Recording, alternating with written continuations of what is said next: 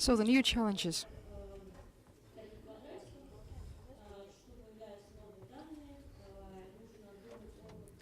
It's pretty much the same information they have already given, but in a new form in the boxes. I quote all these challenges, like we must understand how to respond to transboundary transfer of data and profiling. There is lack of unified standards of data processing because every country basically today has its own standards of data processing. This results in additional constraints imposed on the service providers. Then the legal matters of the cloud, the subject of regulation, the object of regulation. The authorities today also want to get more information about the activities of their users, and we must understand how to behave in this new paradigm. This is a slide describing how Microsoft, as a member of the business community, responds to the new challenges and threats. We are guided by one principle when developing new products and services. It's called privacy by design.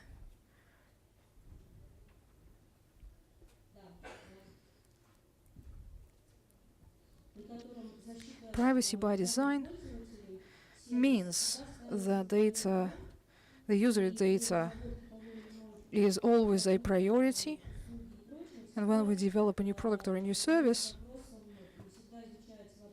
the first question that must be answered is what kind of data will be collected, how it will be collected, which confidentiality policies must be used, and which persons are authorized to have access to the data. We do everything in our power to minimize the number of collected data, to clearly define the purposes for which the data is collected, and the ways the data will be used. Another thing that we offer is data encryption between our services. Some time ago, and I think you're aware of that, our company had to face this issue. It happened independently from us when the user data is captured by the government, and in order to prevent such cases and to improve the security of our services and to protect our users, we have introduced this extended encryption recently. We encrypt the data that come to our servers, the user data that is transferred between our servers, that are stored on our servers. We want to cover the complete chain of data generation, transfer, and storage. We encrypt all this data.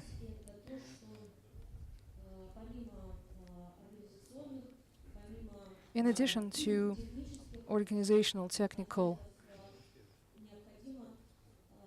and similar responses, we must perfect legal protection of our users using international instruments. What I mean to say is we must review existing regulation in the area of personal data protection. In Russia, this is federal law on personal data, which has been reviewed quite recently.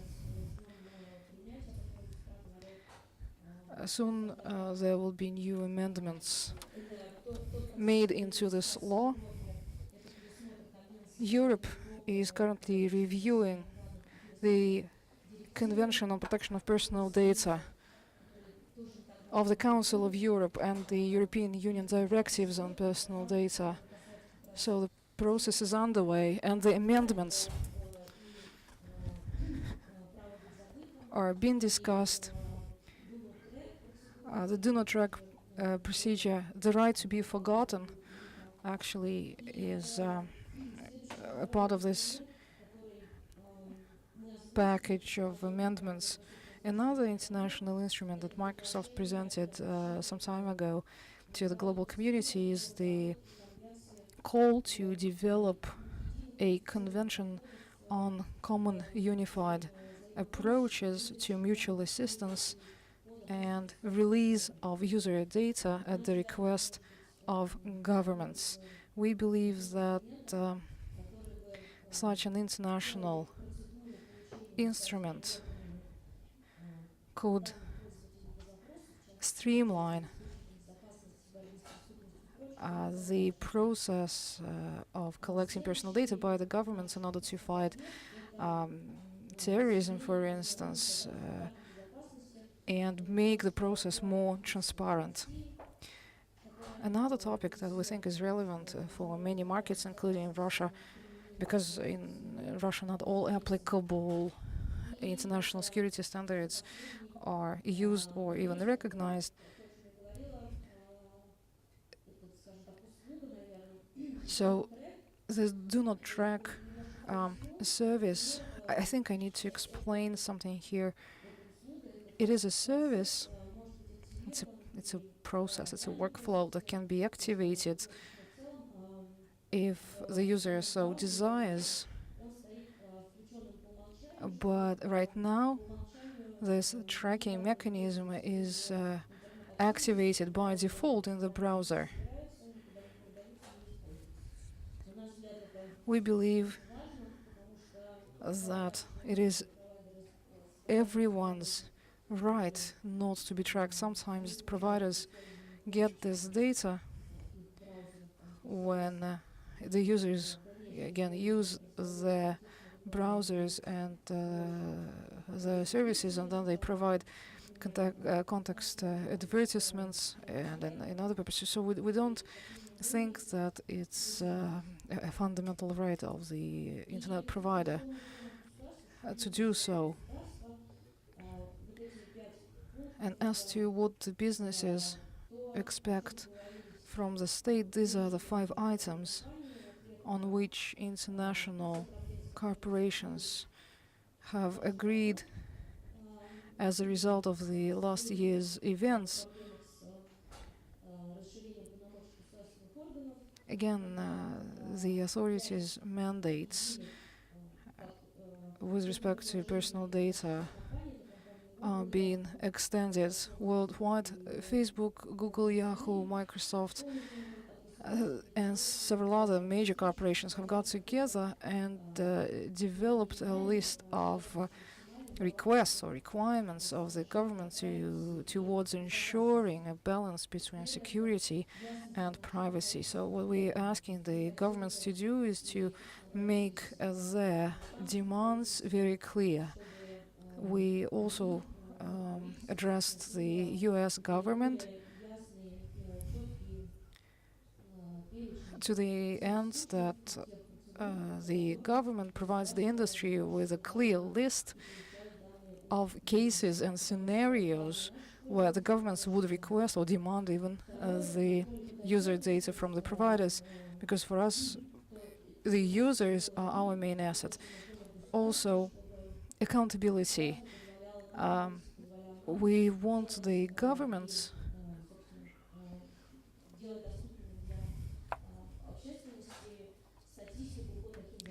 to make that statistics public. I mean the statistics on the data requested by the security authorities and provided to them.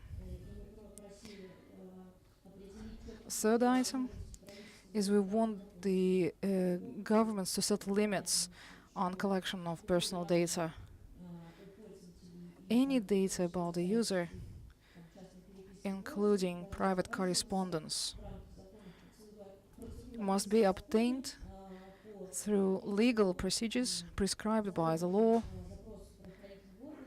This data could only be provided based on a formal and legal request from law enforcement authorities or in accordance with the resolution of a court. So if you look at the current court practice in Russia and the cases brought by or against a Rambler and other companies. Uliana, could I please?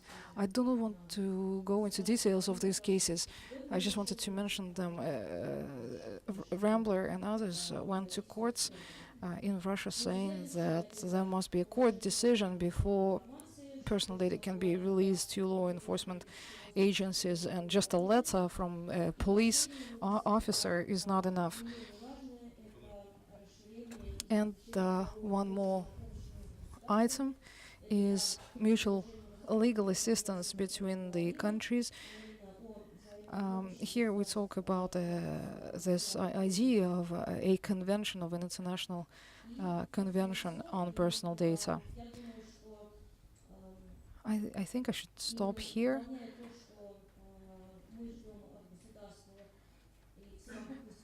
There are indeed certain expectations of the industry with respect to the state. And the governments too expect certain things from us. So we must strike a right balance between security and privacy. So going back to the original question of this session, I don't think that this is the proper question. There is no choice. It's not like we can prefer security to privacy or privacy to security. I think that our privacy stops where we start violating the rights of a neighbor. So if our privacy violates the rights of third parties, then in this respect our privacy must be limited, must be restricted. It's the same as with the freedom of information and the freedom of opinion as it is interpreted with respect to mass media. So if another right is violated, like the right of inviolability of a residence, the mass media cannot enter, cannot trespass on people's property, on people's residence. So it's not like it's a choice. None of these rights has a priority over the other. Thank you, Uliana. Thank you for your interesting presentation. I think that we should save questions to the end of the session. We will try to go quicker through all our presentations, because half an hour per one presentation, it means that not all of our panelists will be able to share their views, or at least some of our panelists will have to sacrifice their time for others. Uliana has already mentioned the extended mandate of the authorities to collect data about the users. With the development of online technologies, many services can now get access to people's emails, and as they perform their duties, the government officials, of course, are interested in obtaining this information. And yes, there is a law on inquiry and search by the police and relevant authorities, according to the law, can get the information. But before that, you need to get a court decision. But they can get private information from telecom operators or information intermediaries. In 2011, if my memory serves me, there was in 2012 actually, a law on insider information was adopted. First the Federal Stock Market Service, and now the Central Bank, because this federal service was abolished, now it's part of the Central Bank. Now the Central Bank, in accordance with the law, has the right to request information about the users without an appropriate court decision. Alexander Relik is with us today, and we are lucky because Alexander is the technical director, security director for Afisha Rambler SUP, and he can tell us more about legal practice with respect to this law. We know that not just Afisha Rambler SUP is now subject to this regulation, and also MTS and Mail.ru Group and Megaphone, they're all subject to this law, and now they all have this court practice. You were the first. Yes, you were the first. You have the longest history of your case, and I have been monitoring. You know that MTS has recently won their case, and Megaphone and Afisha Rambler SUP has lost their cases, so it's not clear which way the judicial practice will go. Yes, good afternoon. Going back to Uliana's presentation, you know that the services that collect information from the users, and users provide this information voluntarily, so the companies try to protect that data because it is part of the company's reputation. The only thing that we state clearly in the user agreement is that the information provided by the users can be then provided to the authorities in accordance with the law and as per request. So we do warn the users that there is such a possibility, but we try to protect the data the best we can, and if the user data one way or another reaches a third party, the user can always contact law enforcement authorities. We help them. This is a crime. Stealing other people's data is a crime, and we would assist the investigation in any way we can. So until 2012, the system worked just fine. Everybody knew what to do. There were no issues between us or the law enforcement, not in terms of the criminal process, nor in terms of search and inquiry. But as the number of internet users is growing, and the more data is accumulated on the side of information intermediaries and service providers, internet is really making huge leaps in its development today. The more authorities that do not belong to the ranks of police or that are not classified as law enforcement, they want to get their hands on private information as well, and that's how we got this law on insider information, and that's how it was passed through the parliament, and now the former stock market federal service and now the central bank has these powers. In accordance with the constitution, everyone has the right to privacy of correspondence, but if we fail to provide information about the subscribers, you know, like in telecom, the details of correspondence, if we fail to provide that, we are fined, and that's what happened to us actually. We went to court. We have obtained the decision of the last instance available to us in Russia, and today in the morning we received a new request from the central bank to provide similar information. So either we proceed in the same fashion as before and protect our rights, or be fined another 500,000 rubles. And well, actually, all this struggle that we are leading is quite senseless, because all it takes is an interpretation of the Supreme Court of Russia.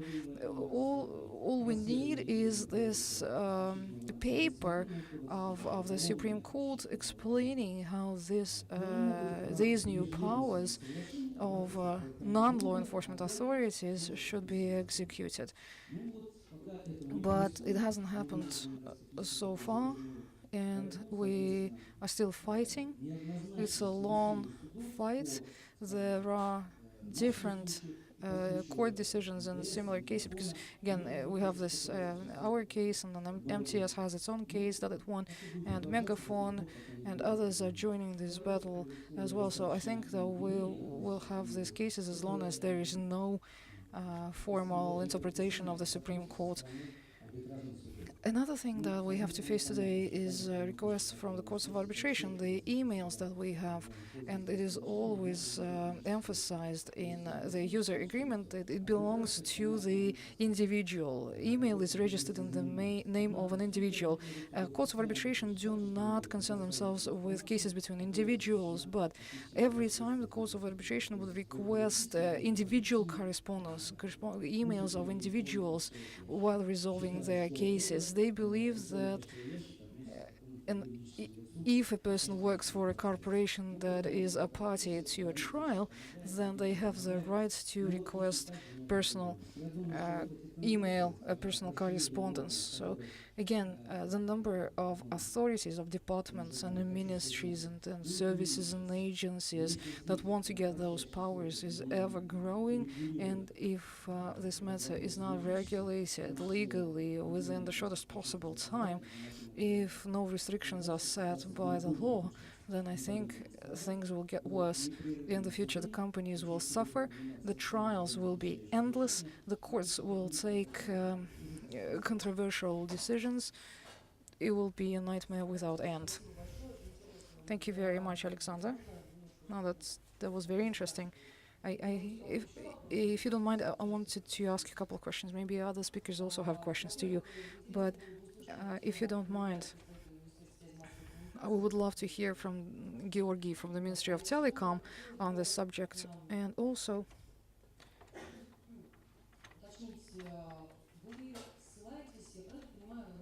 as far as I understand, you're referring to Article 23 of the Russian Constitution. There is an explanation of the Supreme Court, if I'm not mistaken. I came across it quite recently, and I found something absolutely fascinating in this explanation. Article 23, the Supreme Court says, covers search and inquiry, investigation, and as central bank is not a search and inquiry and not an investigative body, therefore Article 23 of the Constitution doesn't extend to the central bank. This is such a perverse logic. Yes, exactly. We also went to the Constitutional Court, not to the Supreme Court, but the Constitutional Court, and the Constitutional Court said that any information that concerns itself with two subscribers, details of correspondence, anything, is covered by Article 23. They told us that it applies only to search and inquiry, investigative bodies. And central bank is outside of the Constitution in a way. Well, yeah, that's an interesting fact.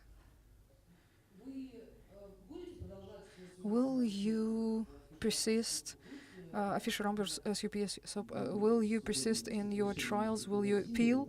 Well, we have gone all the way to all possible courts, but yes, as long as there are avenues, we will pursue them, and it's a precedent. We are setting up a precedent.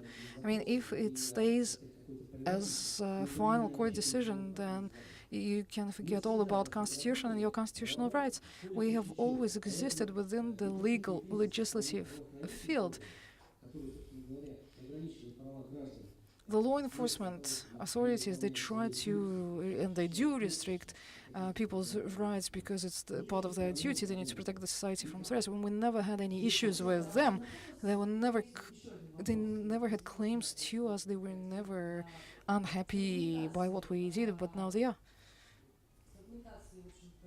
Now, this is such a sensitive topic, but the authors of the law, do you know why they were not satisfied with the previously available mechanism of obtaining the data through court resolution? I understand that if it comes to child pornography, then probably you need to act quickly, and there is just no time to obtain a decision of the court. But in case of insider information, you can still get the court resolution quite quickly, or you can get this court resolution through investigation of the police. But why have you to get this personal data without a court?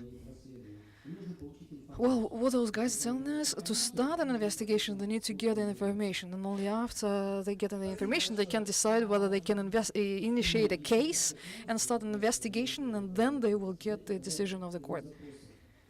So there is not even an investigation yet at this point when they want to get this information. And there is something else that I wanted to say. People, they request information from us, but they are never clear what kind of information. There is no clearly defined list of what kind of information can be provided, and sometimes the courts will write in their resolution, please provide us with logs. Logs?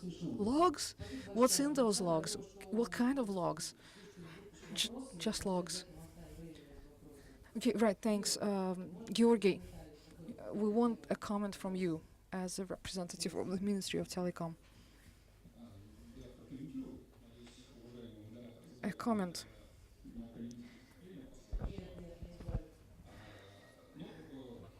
A comment and then a presentation probably. Yes, we should start with the Constitution. Constitution protects different secrets. The secret of family life, a secret of correspondence, a secret of this and that.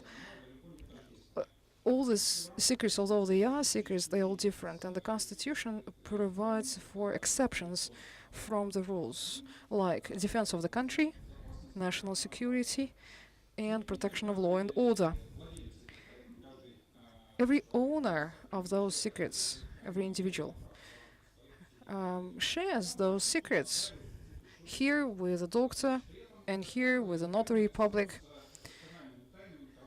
And personal secrets become professional secrets of doctors or lawyers, etc., etc. And then this data is protected within the framework of this professional secrecy regime. And then federal laws set up norms on protection of different types of data or secrets. And the best developed legislation in Russia exists in the field of private data. Again, private data is one type of the secret, but it's not the same as all other secrets mentioned in the Constitution. As to the correspondence, the secrecy of correspondence, this is a gray zone because there is specialized legislation on telecommunications. Operators and the telecom administrators, they are covered through this law by the telecom communications or correspondence secrecy. And then there is law enforcement legislation, the Code of Criminal Procedure, the law on search and inquiry and investigation, and they have their own rights and norms. And then there are exceptions. And exceptions are always stated in the national laws, and sometimes they require court decisions. In case of search and inquiry, as far as I understand, it's a matter of collision when operator is asked to provide, say, billing data. Billing data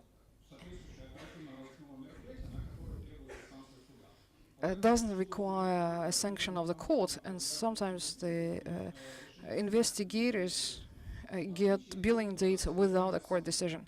But the content of the correspondence per se requires a decision of the court. Service providers, I don't know, Fisher Rambler, etc., Yandex, Google, service providers are not telecom operators. Therefore, the regime of telecom secrecy does not apply to them. So to protect the users of those services, the court, with reference to that law, will fail. The Civil Code some time ago acquired new articles, if I'm not mistaken, that's 152.1 and 152.2, on protection of private life, which list the exceptions from the protection regime when such things are done in the interests of public safety and law and order. This is an interesting arrangement. The Constitutional Court and the High Court of Arbitration have issued their legal opinions on those exceptions, and they say that mainly these exceptions apply to publicly exposed persons and mass media. So when mass media publishes information about the private life of a government official or someone like that, the idea is that personal life, the life of the husband and wife of a government official, that's private life. But if the public official, government official bought a villa for his wife or mistress, then this is the information that can and should be collected by the mass media. What was your other question? I'm sorry. Oh yeah, politicians are amazing. People who work for the government, they're amazing. They can speak on, well, we have just received a wonderful description of how the law is structured, but we didn't get the comment. We didn't get your actual opinion of, I mean, what you actually think about the way the law is arranged. Well, very, very well. I'm not asking you now as a member of the ministry, but do you have a personal opinion? Well, speaking as a private individual, I think that service providers' domain is not regulated enough, is not very well regulated. Looking at the collisions, looking at legal practice, judging from that, I think that sooner or later we will have to amend national legislation, be it laws on telecom, be it laws on the internet. The constitution, maybe? No, I hope not. No, really, those people who are in business, I don't think that 500,000 they could use it more efficiently. This insider information law, that's not everything, because similar exception is contained in the antitrust laws, and if you sieve through the Russian laws, you will find several more exceptions along the same lines, and you will find other agencies and authorities and the government who would love to get those exceptions granted to them. So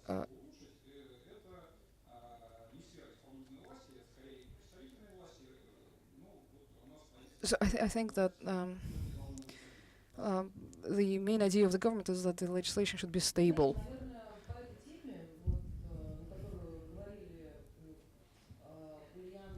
Uliana, Alexander, and Georgy have all spoken about the balance of privacy and security, so maybe we can take questions from the audience now. Could you please use the microphone? Wait. Please take the microphone. Hi, hello. You are someone from the government, someone close to the parliament. You work in the ministry, so you're probably the most knowledgeable person here.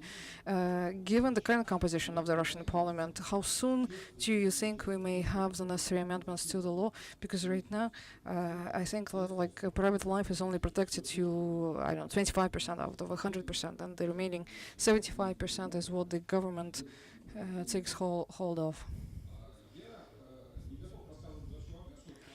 I cannot speak on behalf of the whole parliament. There is such a lot of industrial legislation, I don't know, in healthcare, education, telecom. Maybe we should focus now on service providers instead of speaking about the legislation in general. Apart from our opinion, there exists the initiative of the legislators themselves. Yarovaya, the delegate of the parliament, proposed a number of laws. They are known as the laws of Yarovaya. And as part of this draft legislation, she suggests that a system of relations between service providers and investigative bodies be established. My personal opinion is that as part of this draft legislation, a regime will emerge, or should emerge, that will protect the data collected by service providers. And I think that if such a regime is established, then at least there will be less uncertainty. It means that there will be a list of cases of when information can be provided by virtue of a court decision or by virtue of a, I don't know, resolution of investigator.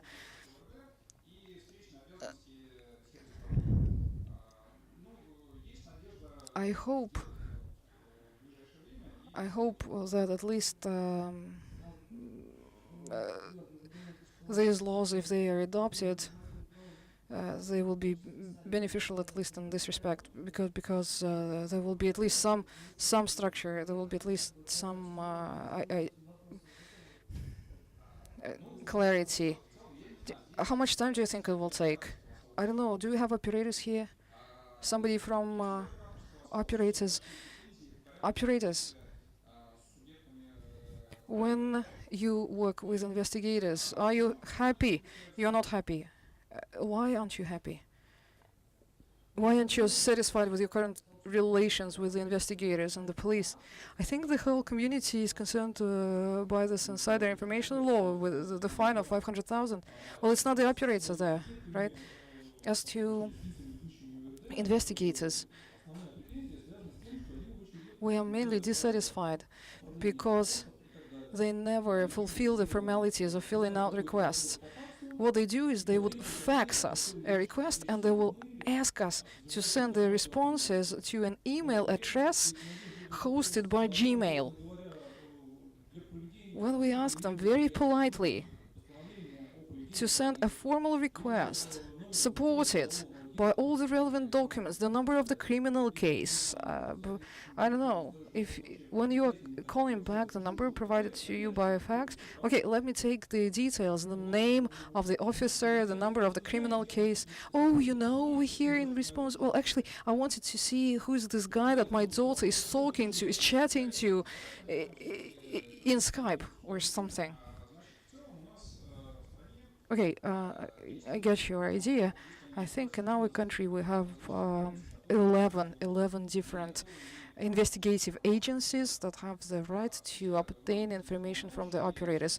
They have their mandates, they are all independent, but in the industrial legislation, all of this is limited by the Federal Security Service, FSB, and if the FSB doesn't have the technical capabilities, then the operator should communicate to the Ministry of Internal Affairs, i.e. the police. All of this is regulated by the government decrees and other bylaws. A decree, we know what should be in the formal request. Well, first of all, there should be a formal request, and we know a template that this formal request to get the information must follow. And yes, I understand that incidents happen, but otherwise the regime is very clear-cut, and everyone understands it. There is one key issue that goes beyond our discussion: who pays for this? But I think that it's up to the specialists to decide. But I just wanted to know that this telecom regime, in the law on telecom, it only takes 2 articles. And I think that we can have the same 2 articles copied to the Yarovaya package of draft laws. And after that, based on those 2 articles in the main law, bylaws will be adopted. I think that before a complete legislative framework is built, it will take us at least a year.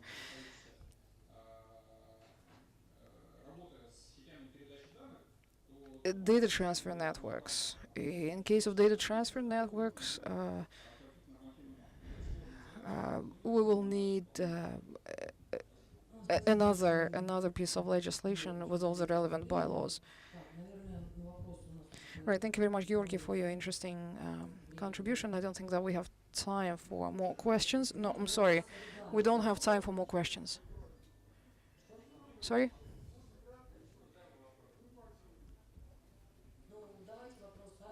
Okay, if it's a very short question, okay? And short answer, Georgy. Well, if you answer to the question, Moskovskaya Pravda, it will be easier for us. We analyzed user agreements of the Russian companies and American companies. We studied them, or did you study them from the perspective of private data and context ads? Google, Microsoft, if I'm not mistaken, Roskomnadzor studied those user agreements. As far as I understand, Roskomnadzor, the supervisory service in telecom, the non-compliance. Roskomnadzor said that these user agreements of Google and others are compliant with the Russian laws of transferring private data. As far as I understand, the actual arrangement is it's your choice to use that service or not. It's your duty to read the user agreement, and if you do not agree to terms and conditions, you do not become a subscriber to this service, to a Google, to a Yandex, to whatever. And also, there is a quasi-monopoly in the market of public services, but this is outside of our discussion. An actual user doesn't have an opportunity to select a different e-government, right? So in case of public services and e-government, there is one provider and the users do not have a choice. There is we also wanted to hear from Ivan Zasurskiy, who is president of Internet Publishers Association, a founder of Internet Users Association, and head of public media at the School of Journalism of the Moscow State University. Ivan, do you think that citizens need privacy? Do they believe, the citizens, that the government must protect their privacy? Do you think that the government must create a comfortable internet online environment for its citizens? Or this online privacy is something that can be sacrificed? Well, thank you for the question, but I want to ask from a different, to start from a different premise. There was this PR campaign some time ago, I don't remember who's that, Russians love censorship. You can find this online. There was this group of sociologists who went outside. I don't remember which sociologists they were, but they asked people on the street, do you want censorship? Yes, we do. Do you want more censorship? Yes, we do. It was a real sociological survey. You can look up the numbers and they are staggering.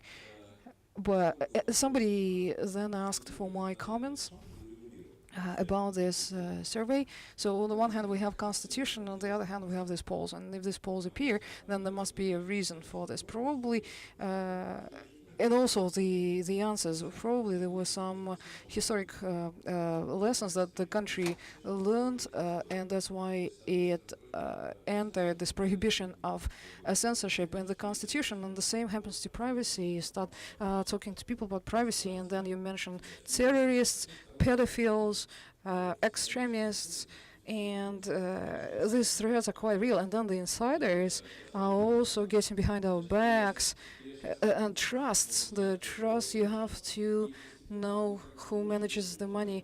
And we learn more and more about our enemies, and the enemies are everywhere, and the threats are everywhere. And then you start feeling like the only thing that you can do is either introduce more censorship or disclose all our information to anyone willing. So when the Constitution was first written back in 1990s, we knew why we did it, but now it seems like we have forgotten. I'm also a member of the Council on Human Rights in Russia. I noticed that the weather is changing. In the past, when I spoke publicly, I would speak to support someone. And when there would be other panelists on the stage together with me, I would say that, well, yes, I agree with the previous speaker, but now I seem to be alone, a lone warrior, because when I say certain things, people are already discussing something. Well, you know, there is this thing, it's called human rights. You must have heard about them. Remember Andrei Sakharov? Remember the name? It was someone who was an advocate of human rights, and he suffered for this. And of course, everyone is not perfect, but for us, Andrei Sakharov is an icon of human rights movement, and I want to share my opinion with you, and I think that privacy and human rights are important, and then it's up to you to decide whether you agree with me or not. Human rights is a good checks and balances for a system. A human is a piece of environment, and a system wants to integrate, to penetrate that environment as deep as it can, because the system will try to penetrate that environment before it reaches, or until it reaches resistance. So when systems start rooting in the environment, they hate the systems, hate resistance, and then the easiest way for a system to penetrate further is oppression. A person, you remove person's rights, and you put a gun to somebody's head, and it solves the problem, and you can go deeper and deeper. Right now, we live in this environment of pressure. You should be blind not to see what's going on in the country. We know all these novelties in the legislation that appeared in the recent months. The Crimean style is pervasive. People come, they do something quickly, you don't have time even to react, and then you are left with the output, with the outcome. I don't know what was justified in Crimea and what was not justified in Crimea. I am not an expert on international politics, and I don't want to discuss that right now, but we see a change in style. All resources can now be blocked. Any resource can be blocked. You don't need to prove anything, and this is the first boundary that we have crossed. It's the first red line that we have crossed, and I think that the story of privacy fits into this context very well. If you look in the correspondence of anybody, and if you know the set of threats, it was not Stalin, it wasn't Beria who wrote 8 million letters to the law enforcement authorities accusing your neighbors of being enemies of the state. 8 million letters.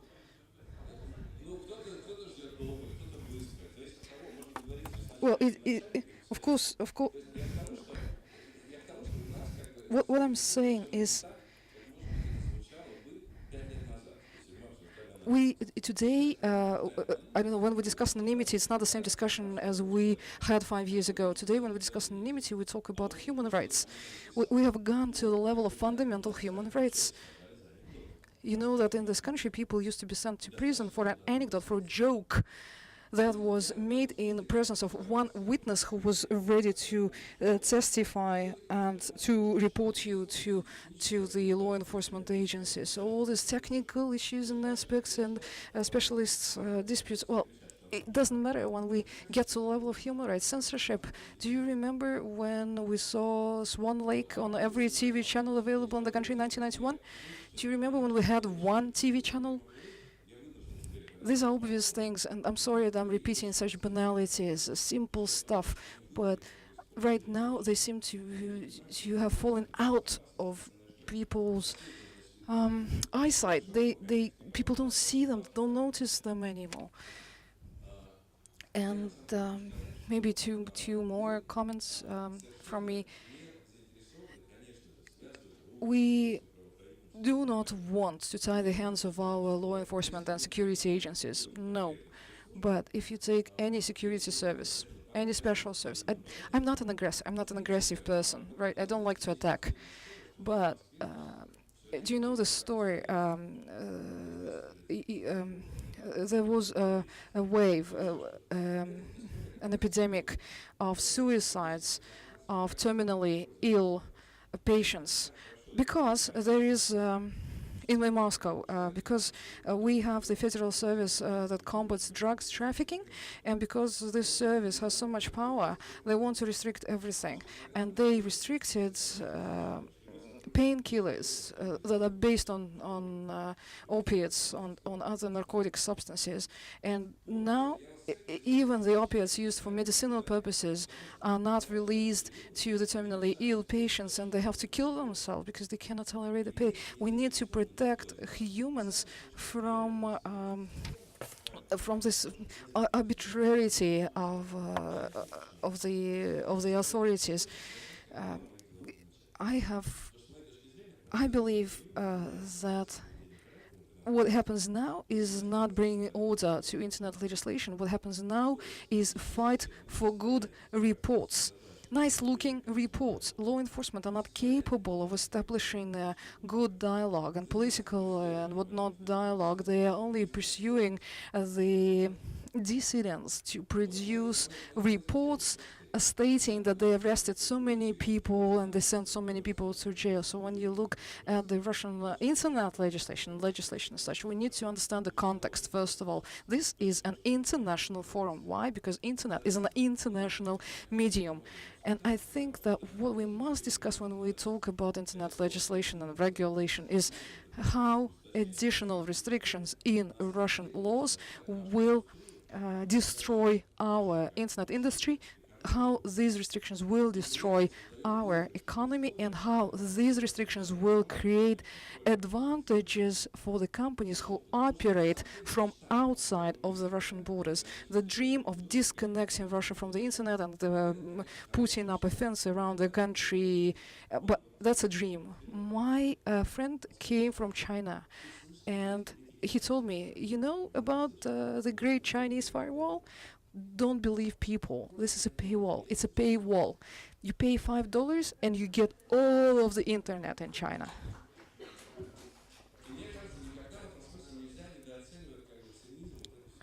So this is such a cynical story. There is so much cynicism in it, isn't it? You keep hearing a lot about the Great Chinese Way. What I have to say is none of the measures or actions proposed recently contribute to better development of our economy. They do not contribute to us conquering foreign markets and making internet a safer and better place. I think that we have cut down our legs. We have cut the legs of the internet. Now we are waiting for foreign countries to cut off our hands. I mean, we do it to ourselves. That's one part of the story. And the other part is going back to China.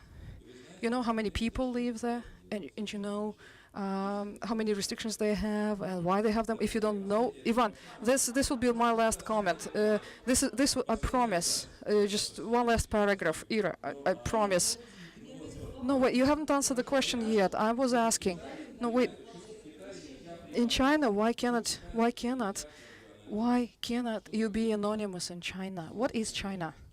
China is a densely populated country. And the biggest threat in China is not the United States, it's not geography, it's a city riot. A city riot. And we would never have such a threat ever. For us to have this threat, you need, well, someone posts news on the internet that 3 Chinese raped an Uyghur girl, or 3 Uyghurs raped a Chinese girl, doesn't matter, with some fake photographs attached to the piece of news. Within 1 hour, following this anonymous message online, there will be a 300,000 or 500,000 people riot. That's why it's a different story for China. You have to understand the composition of China. You have to understand its politics. But right now, we're only seeing the sovereignty of internet space in China and nothing else. But our internal market is not enough. It will not be able to support a closed internet. In China, they have hieroglyphs. They have their own huge market, 1.5 billion people. They don't need anybody else. And Chinese copy everyone. They do not respect copyright at all.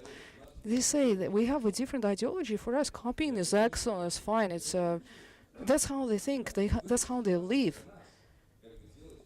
That's their philosophy. And for us to copy their way, I think it's just incompetent. It's not professional.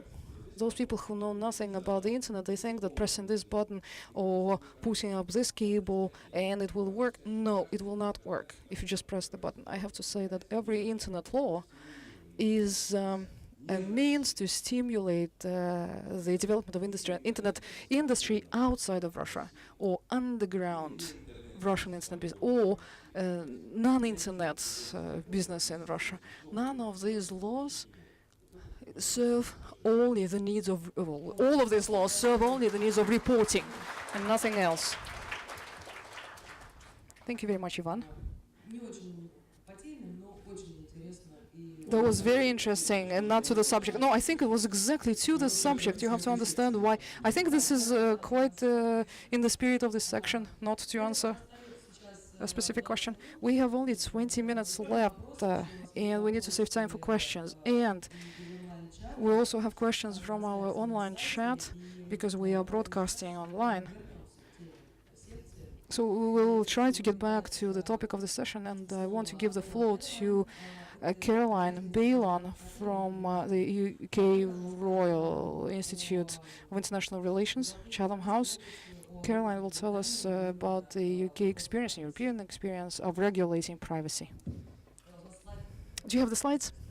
Okay, thank you very much. Can the translator? Okay. Well, I'm sorry I don't speak Russian. I've been asked to speak on EU privacy law today.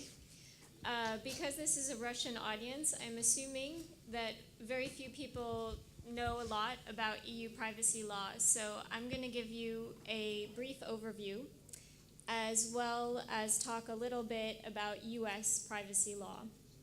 And then maybe the other panelists or the audience will have comments on how this may or may not apply to Russia.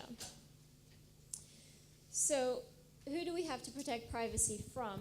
I mean, there's two main cases, and that's protecting our privacy from governments and protecting our privacy from corporations.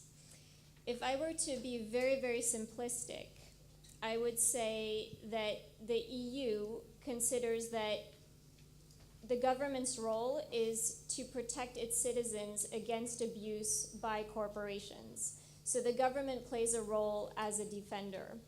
Very, very simplistically, the US feels instead that it needs to defend against government intrusion, and corporations, the United States does not consider that corporations are a big problem when it comes to privacy.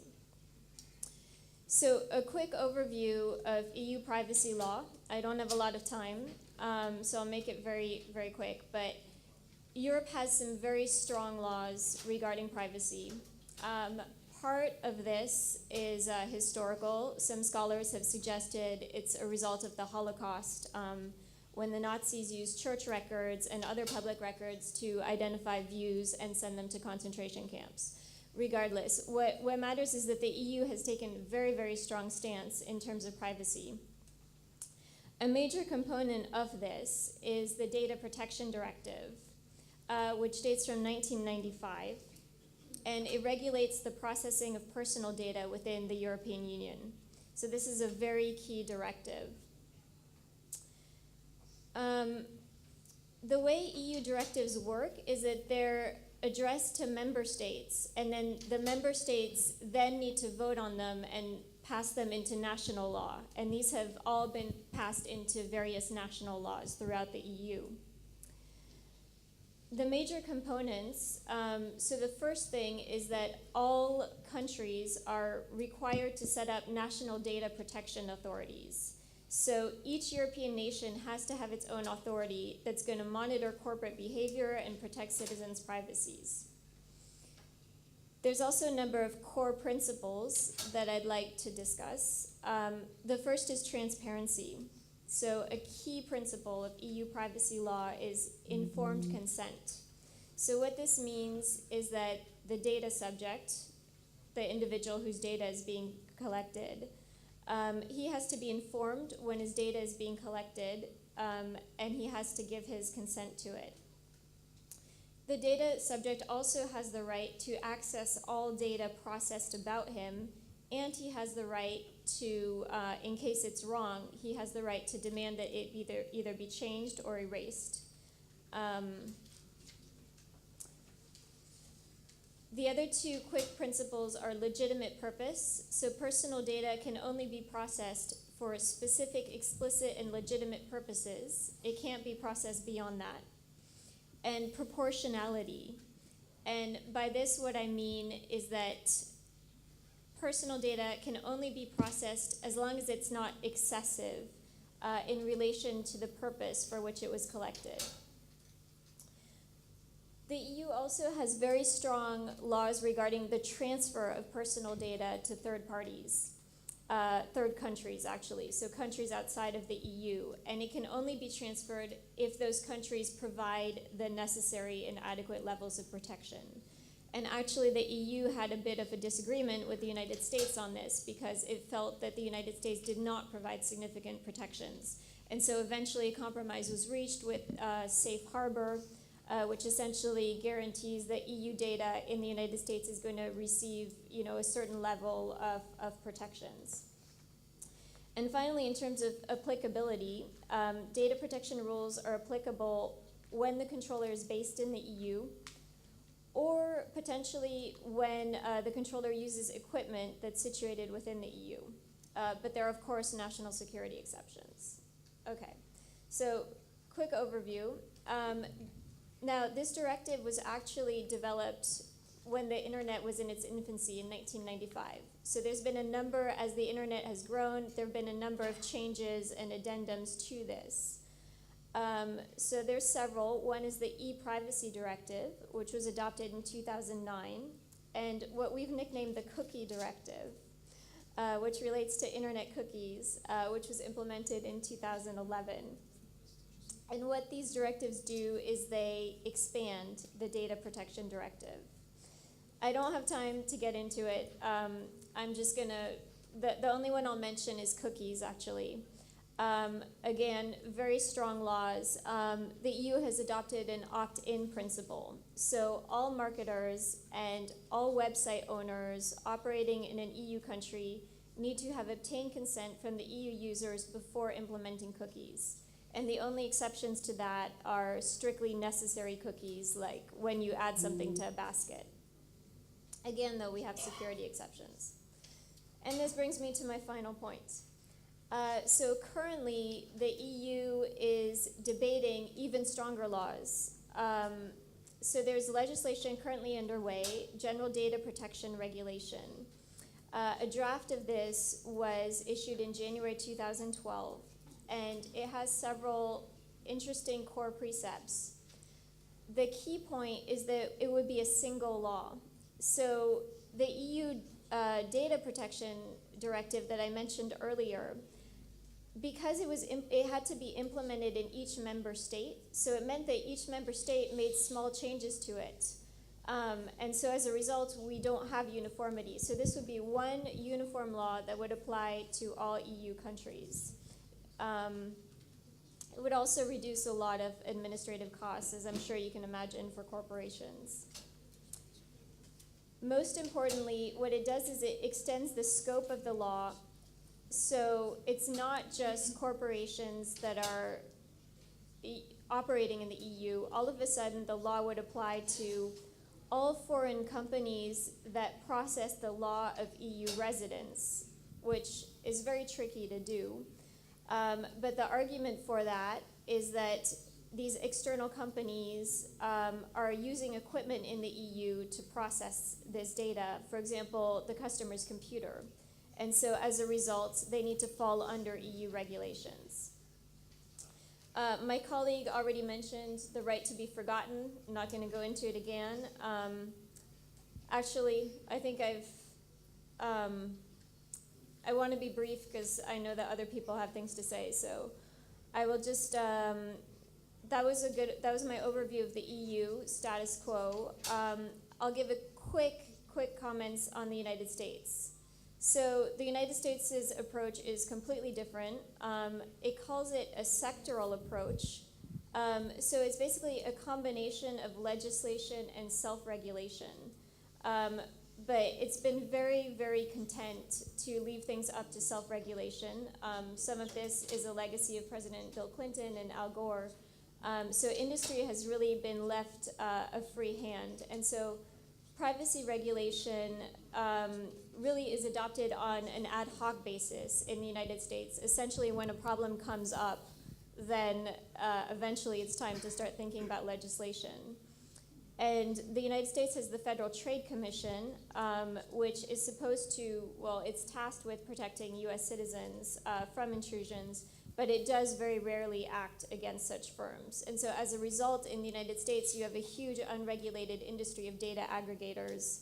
I know some of the other panelists have already addressed it, where they're essentially creating huge profiles on individual internet users and aggregating and triangulating data. I'd like to end here. Maybe I'll end with two questions or two things to think about. One thing that a lot of people are talking about is what people are terming the ratcheting up effect. So because EU privacy protections are so high and they're becoming even stronger, will we actually have a race to the top where because it's easier for companies to just make one uniform system, will the EU actually mean that we'll have stronger overall data protection, a stronger overall data protection system, even if other countries haven't necessarily subscribed to it? And the other question for people in the audience to think about is, where does Russia fall in between these two extremes, and what is the relevance for your country? So thank you very much.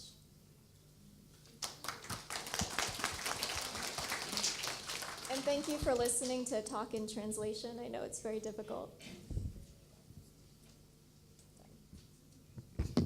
Спасибо большое, Каролайн. Thank you very much, Caroline.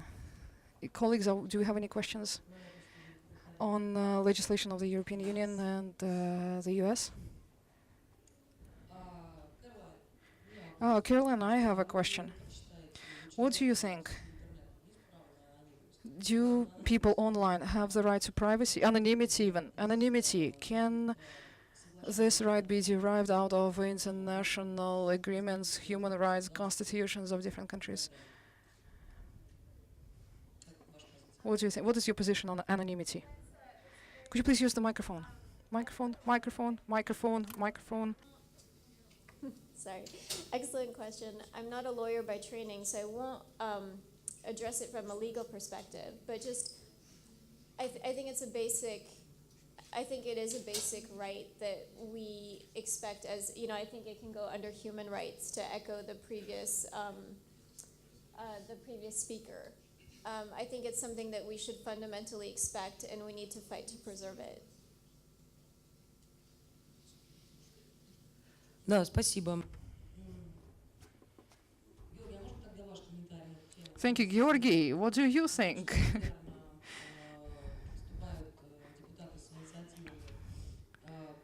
The Russian parliamentarians here and there want to prohibit anonymizers, etc., etc. I agree with Caroline that anonymity is a basic right and that it can be derived out of international agreements and constitutions. Well, I think anonymity is not a clearly defined legal notion, at least it is not recognized as such by the Russian law. There is a notion of privacy, but anonymity, I don't think that we can agree on the definition of anonymity. Well, identification of users. Yarovaya, those laws of Yarovaya, they want to identify all users in all cases, with no exception. Well, identification and anonymity, they are not opposite notions, but they are not the same. Exactly, that's the paradox. Well, then there is ensuring confidentiality and secrecy and privacy. And anonymity is probably part of privacy from the technical point of view.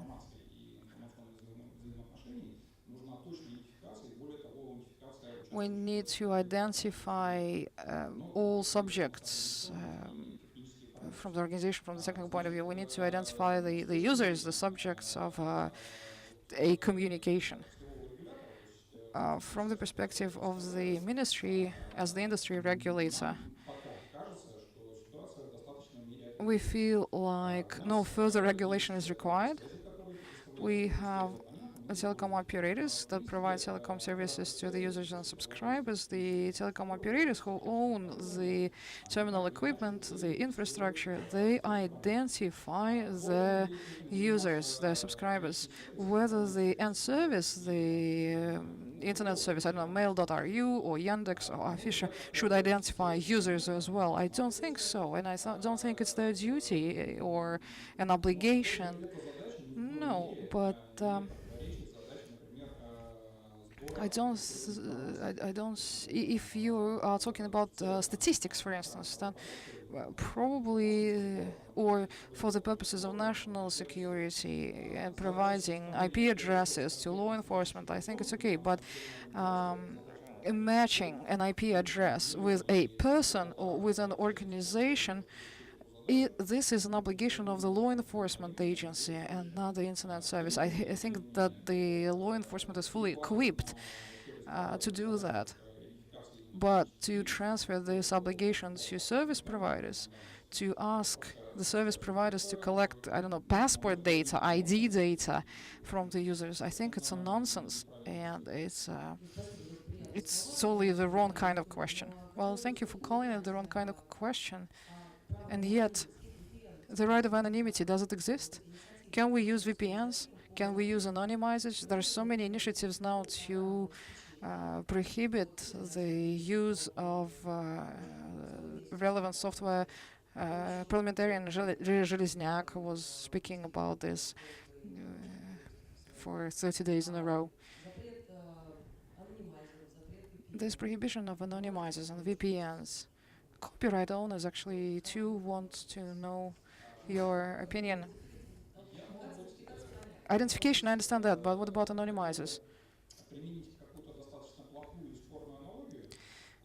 Maybe you will disagree with my analogy, but take a drugstore, a pharmacy.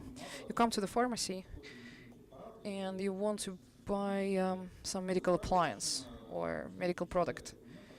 You do not produce your passport to buy condoms or something, right? That would be nonsense if the pharmacy asks for your ID.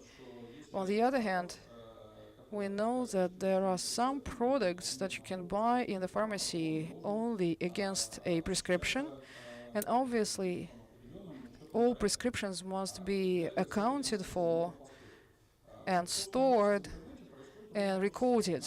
I think it's the same in the internet, and our objective is to strike the right balance between the user rights that do exist and must be recognized as existing. And one of those rights is the right of anonymity and the need to identify that user, not always, not at every stage, but at a certain stage, or in a certain scenario, in a certain case. When you use information technologies, the user is one way or another.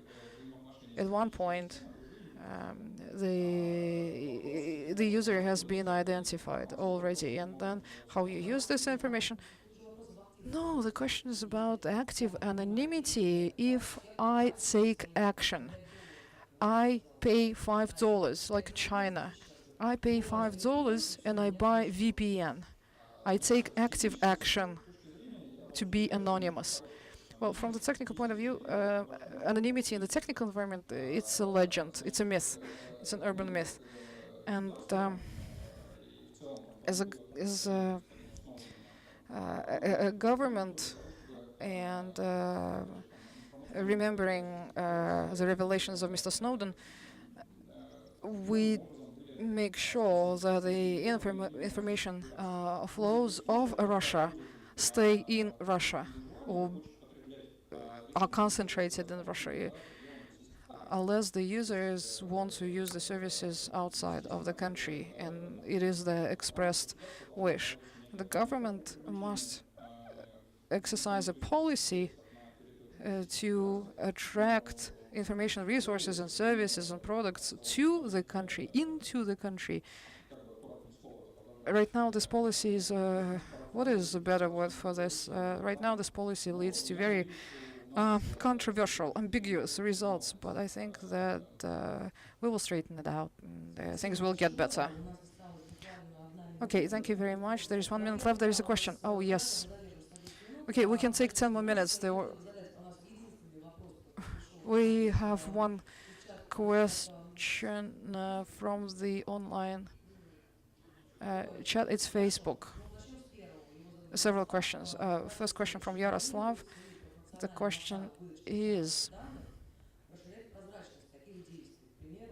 release of private data and transparency, or making public those requests that were not granted by the internet provider. I want to comment on this. I don't want to be a moderator. I want to be a panelist. Can I answer this question? I think the transparency is expanding through Ruskom Svoboda. Artem Kozlyuk was here from this resource. I don't know, he's just disappeared. And there are many other people whose business it is to make those unsatisfied, ungranted requests public. I talked to many hosters and telecom operators, and the majority of them is saying that it's easier for us to reply to those requests, to provide this information, and not publicize we don't want any trouble with the law enforcement. And that's why I'm really impressed by Fisher Rambler Soup and Alexander. They were the first who said no to a request from law enforcement. It would be wonderful, Georgy, if in legislation, the legislation would somehow make it clear which requests must be answered and which not, and why. Yes, Uliana. Microphone, please. In fact, our company and Google, as far as I know, we publish statistics on all requests that we get from all countries. The statistics is available on our website and the Google's website. It's posted. This is statistics of requests that we did not answer. The transparency is increasing. Those companies whose value transparency is, well, we do it. And we ask the governments to be more transparent as well. Well, thank you, Uliana. Yes. Microphone.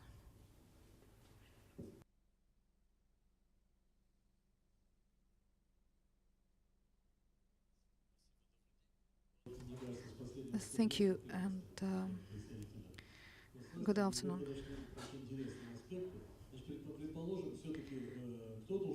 I've been listening to this discussion, and I've been thinking, who should be responsible for protecting the privacy? Should it be the individual himself? Even if legislation is perfect, do you think that some information is requested upon a person, this information will never be obtained? You all know Snowden's revelations.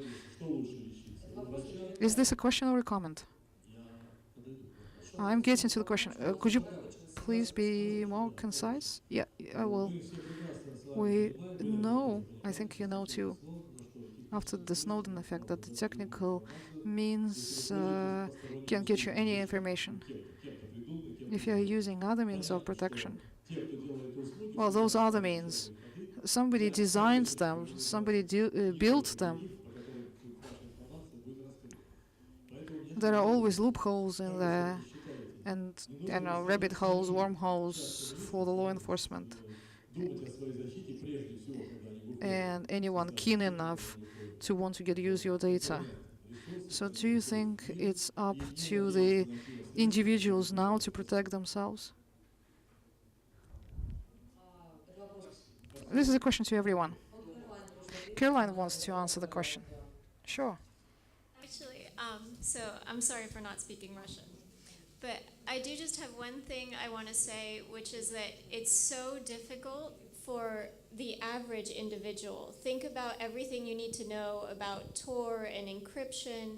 I mean, we need to design systems so that your grandmother and my grandmother can protect their privacy on the internet.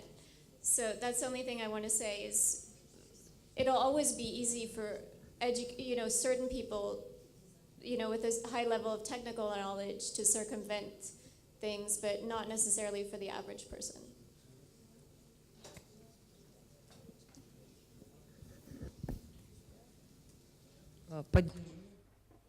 Or I fully agree.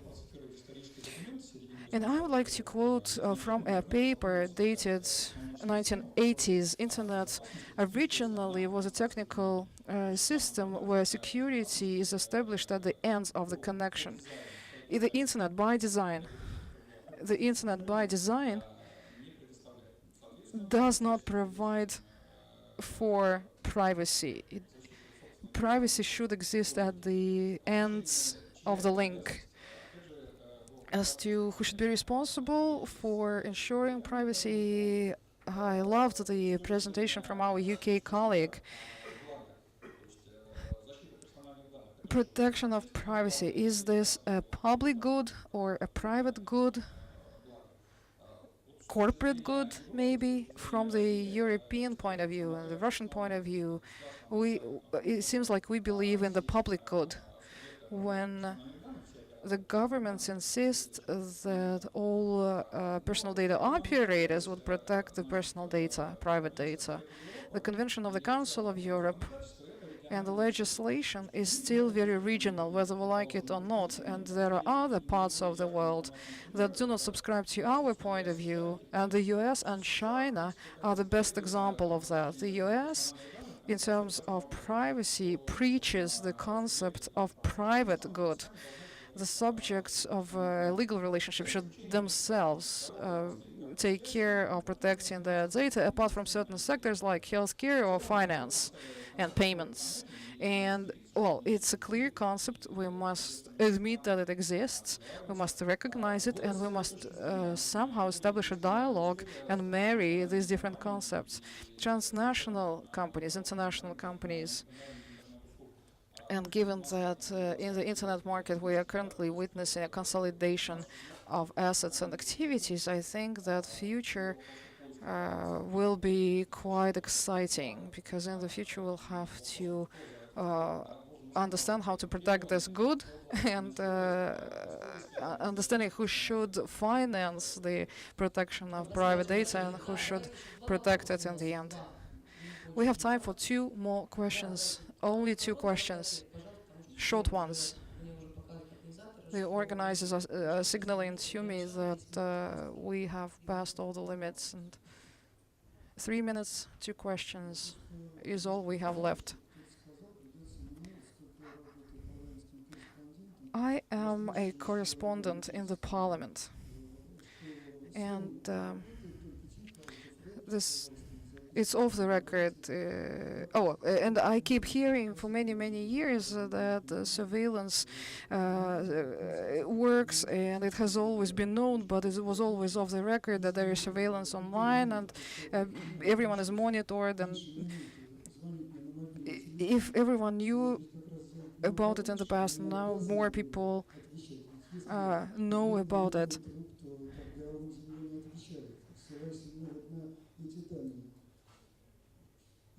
Maybe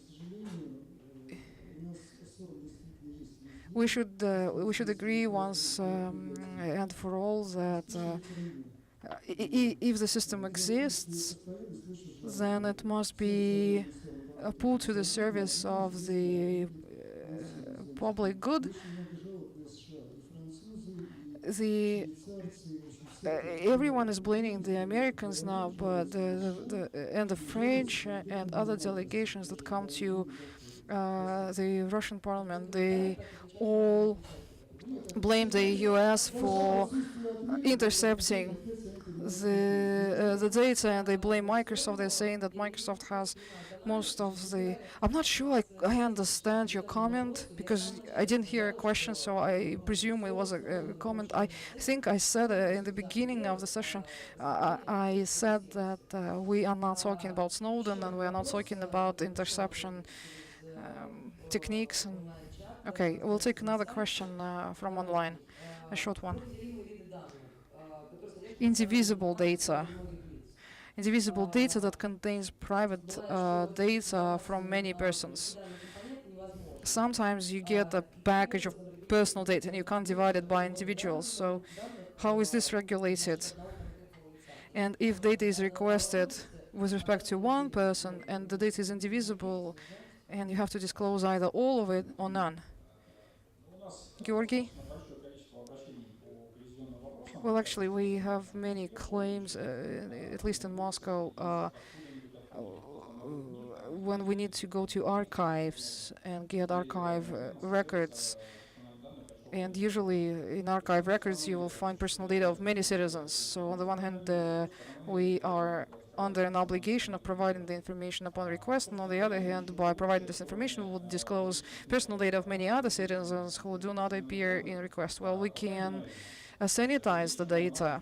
This is always possible. So in our case, what we do, we just cross out the names. We would cover them in black ink, and we would make a photocopy if we're talking about archive records on paper. And as to the digital data that has always existed as a digital data, I think technically anything is possible and data can be divided technically. There is no such thing as an indivisible data. So if there is a request, again, data can be sanitized, or we can provide individual data. Okay, colleagues, we don't have any more time for more questions. Let's thank the panelists.